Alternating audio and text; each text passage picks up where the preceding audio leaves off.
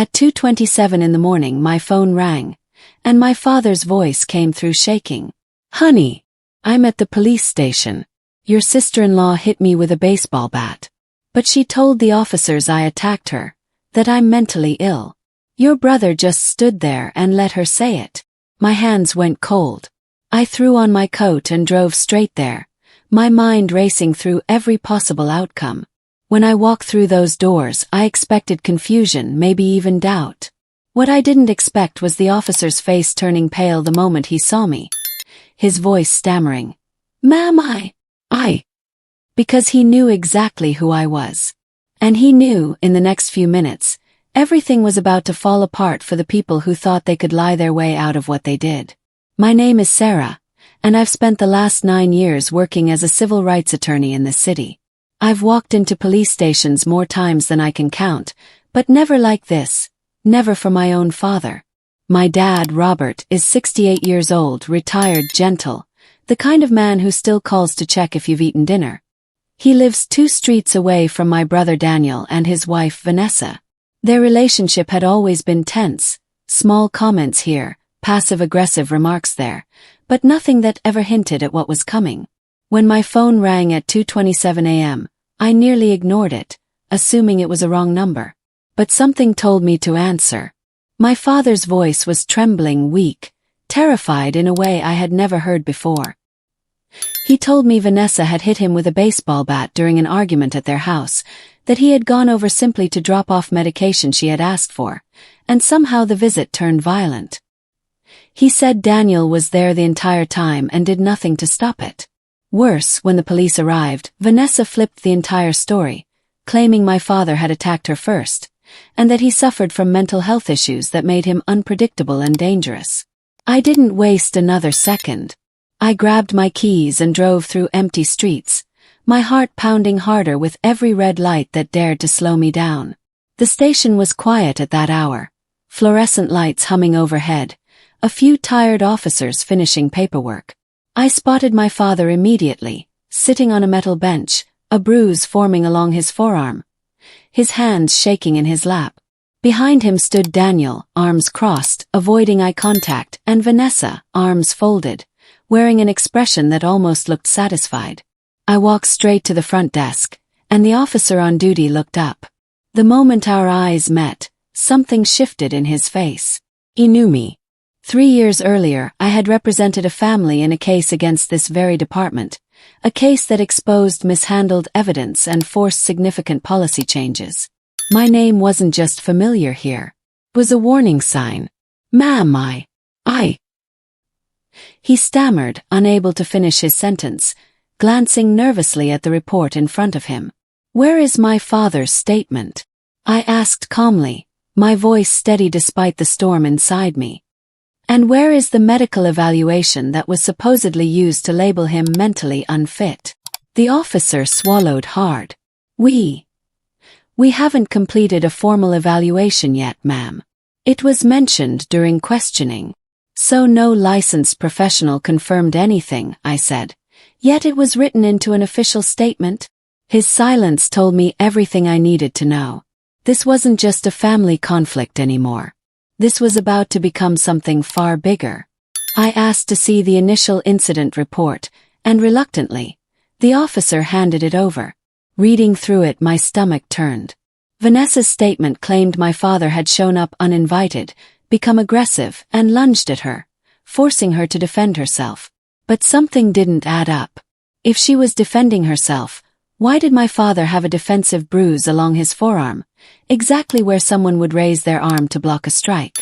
And why, according to the report itself, had a neighbor called 911 first, reporting sounds of a struggle coming from inside the house, before Vanessa ever called the police herself? I turned to my father, my voice gentle now. "Dad, tell me exactly what happened from the beginning." He explained that Vanessa had asked him to bring over blood pressure medication she said she'd left at his house. When he arrived, she suddenly became furious, accusing him of favoring me over Daniel financially, something that wasn't even true. The argument escalated, and she grabbed a bat from near the door, swinging it toward him before he even had a chance to react. Daniel finally spoke. his voice quiet, guilty. I told her to stop, but she didn't listen. I didn't know what to do.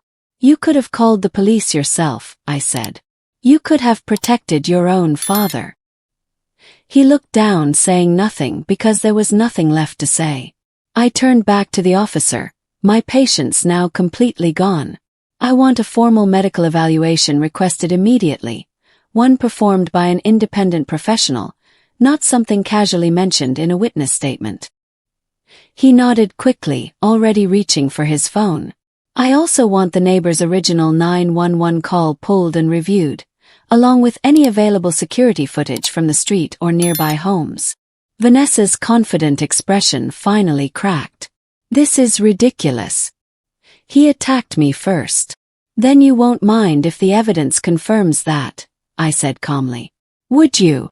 She hesitated just for a second, but it was enough. A second of doubt is all it takes for the truth to start climbing out from under a lie.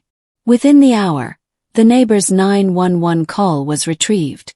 The recording clearly captured a woman's voice shouting first, followed by the distinct sound of something heavy striking an object, then my father's voice crying out in pain. There was no confusion in the recording. There was no ambiguity. It was clear evidence supporting exactly what my father had said from the beginning. Vanessa's face went pale as the officer played it back for everyone to hear. The station, quiet before, now felt heavy with an entirely different kind of silence, the silence of truth finally settling into place.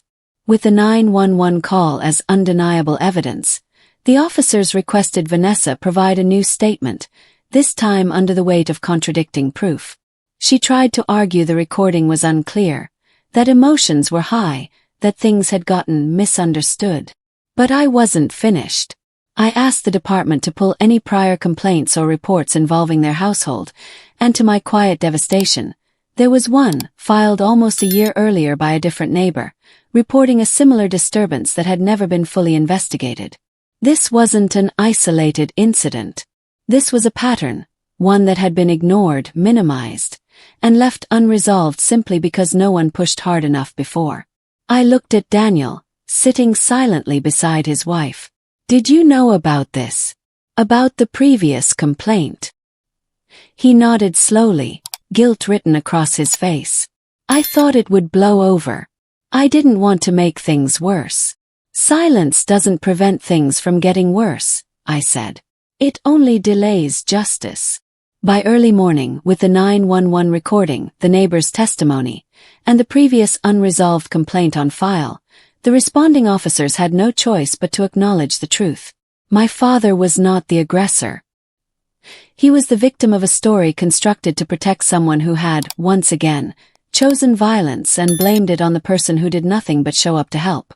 As the sun began rising outside the station windows, my father sat quietly, exhaustion and relief mixing across his face. I sat beside him, holding his hand, the same way he used to hold mine when I was small and afraid of the dark. I'm sorry you had to go through this, I told him. But it's over now. The truth is documented. It's real. He squeezed my hand gently. I was so scared no one would believe me. I believed you the second I heard your voice, I said. And now, so does everyone else. Vanessa was formally taken in for further questioning, given the confirmed evidence contradicting her original statement, along with the previously unresolved complaint now resurfacing under new scrutiny.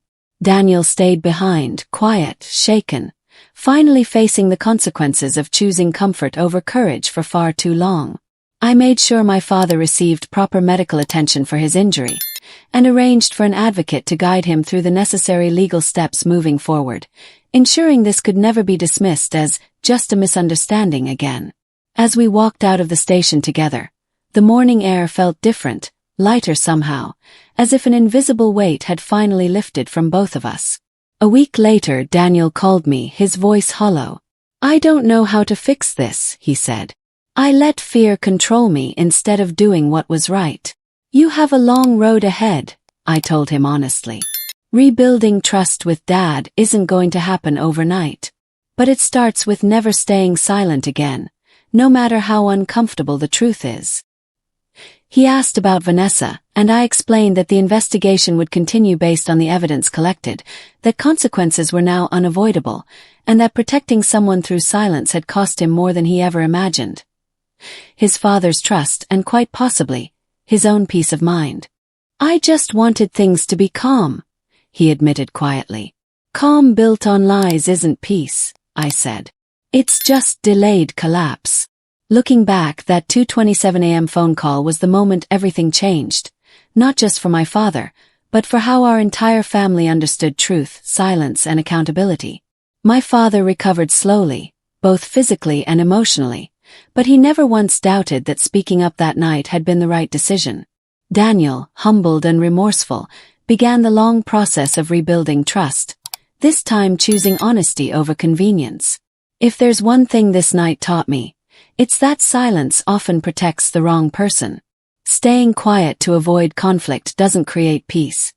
It only delays the moment truth finally forces its way into the light. And sometimes, justice doesn't arrive with anger or revenge. Sometimes it simply arrives the moment someone finally chooses to stop staying silent and starts telling the truth, no matter how frightening that truth may be.